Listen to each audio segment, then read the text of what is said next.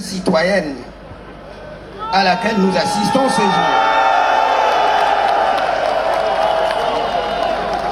S'agissant du professeur Maurice Kamto, j'aimerais dès l'abord affirmer que ma présence ici est son fait. Et ce n'est pas le fait du hasard. La raison en est que, comme membre de la société civile, j'ai refusé de laisser mon ventre dicter ma pensée.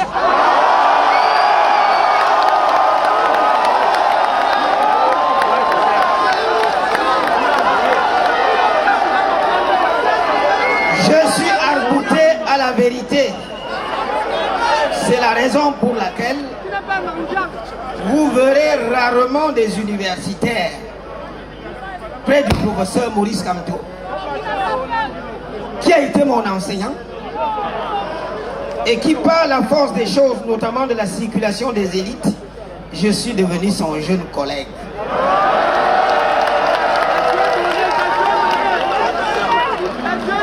L'honnêteté intellectuelle voudrait que je le soutienne. Et je vais révéler au professeur ce qu'il ne sait pas.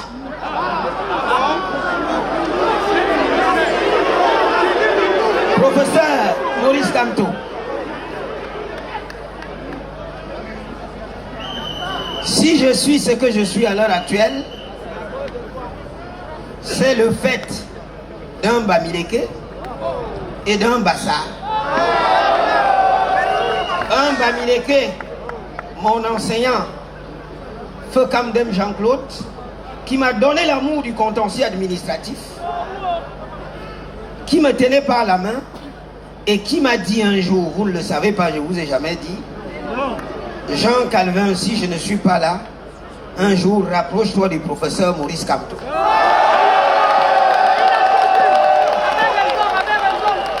Un Bassa qui a été mon co-directeur de thèse avec un maître français à Nantes, le professeur René Ostiou, en l'occurrence le professeur Roger Gabriel Lep, à qui je dois mon trait de caractère bouillonnant et de liberté, parce que pour ceux qui ont connu le professeur Lep, ils peuvent reconnaître ma personnalité. Roger Lep m'avait dit, Jean Calvin, si je ne suis pas là, rapproche-toi du professeur Maurice Kamto. Merci, cher professeur. Vous comprenez maintenant pourquoi je suis proche de vous. Vous ne le saviez pas. Et j'ai été aussi marqué par le fait que vous avez cru en moi. Voilà pourquoi nous nous concertons en permanence. D'autre part, pour chuter avec la civilité d'usage, j'aimerais témoigner ma reconnaissance à cette diaspora martyrisée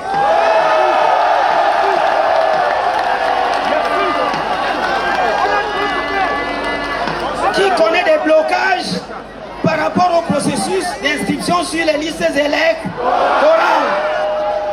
et qui est victime de la politique à géométrie variable de la double nationalité, pendant que les dirigeants ont la double nationalité et se considèrent comme des citoyens à part entière. Le peuple citoyen est ostracisé. Merci pour votre accueil chaleureux qui ne fait que confirmer et conforter l'idée selon laquelle le ventre ne dictera jamais ma pensée. Je dirai toujours la vérité au prix de ma vie. Ensuite, ça sera la deuxième articulation de ma pensée avant que je chute. Je voudrais, autant que faire se peut, vous expliquer pourquoi nous sommes dans une république abîmée.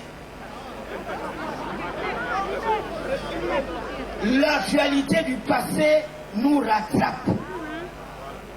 L'actualité du passé nous rattrape. Jeune étudiant à l'université de Nantes, j'avais assisté à la mise à mort du couple Ceausescu. Parce que le peuple roumain s'était levé comme un seul homme et a mis fin à la dictature. Le président Feu Mitterrand de l'époque a fait appel aux dirigeants africains qu'il contrôlait à l'époque, à La Baule, 60 km de Nantes, et leur a dit, ouvrez grand les yeux, libéralisez la vie politique. Sinon, vous serez rattrapés par la dictature que vous servez au peuple. Et le tout premier dictateur de l'époque s'est converti immédiatement au Bénin. Mathieu Kérékou a libéralisé la vie politique. Nous avons attendu 6 ans plus tard, dans la constitution révisée de 1996, en procédant à la limitation des mandats. Nous n'en serions plus là si la tricherie politique n'avait pas habité nos gouvernants. Les émeutes de la fin de 2008 ont permis au pouvoir de massacrer le peuple. Moi-même, j'ai failli trépasser, n'était-ce ma popularité auprès des étudiants qui m'ont reconnu dans la rue et qui m'ont extirpé.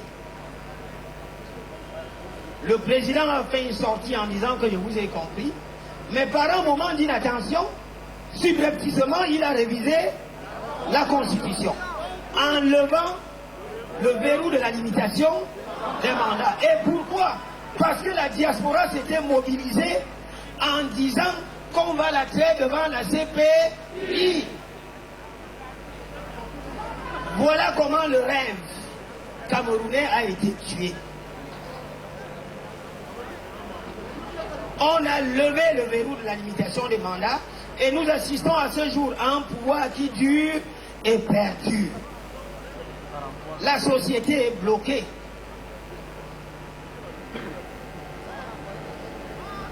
Comment sortir de l'impasse? Et ça sera la troisième articulation. Il y a une double solution. La première est que le peuple retienne qu'il est souverain. C'est le peuple qui décide. Les dirigeants n'en sont que les mandataires. Prenez conscience de votre force en imposant la ligne de conduite aux dirigeants. L'autre solution réside dans la capacité de l'opposition à prendre ses responsabilités. Monsieur le Président Maurice Kamto, vous et moi connaissons tout ce que j'entreprends pour la Fédération des énergies. Mais je réalise que c'est un idéal qui est difficile à atteindre. Parce que chaque dirigeant de l'opposition a mis dans sa tête que je suis candidat à l'élection présidentielle, au mépris de la souffrance populaire. Ce que je tiens à vous dire, et ce sera mon mot final, je suis de la société civile, professeur Maurice Kamto. Je soutiens l'opposition tout entière, mais pour des raisons objectives, tenant à votre profondeur historique. Parce que vous êtes un opposant de longue date. Depuis les années 90 et avant, vous étiez un leader estudiantin qui a fait l'objet d'arrestation. Le professeur Maurice Kamto n'est pas un novice dans la politique. 2. Vous avez travaillé avec ces gens. Vous êtes mieux outillés pour comprendre les failles. 3. Qu'on le veuille ou non, et comme je l'ai toujours dit, le MRC est le parti de l'opposition le mieux structuré et le plus populaire.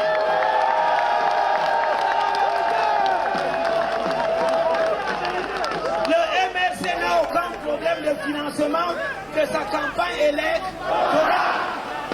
Monsieur le président Maurice Kamto, face aux opposants qui ne veulent pas s'asseoir à vos côtés, prenez vos responsabilités pour sauver ce peuple.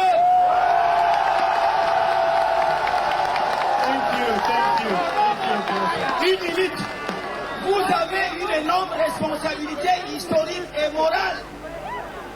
C'est l'occasion de sauver ce peuple supplicié. Il nous reste moins de 5 mois. Prenez vos responsabilités comme leader solide et avancé. Je vous remercie pour votre bienvenue.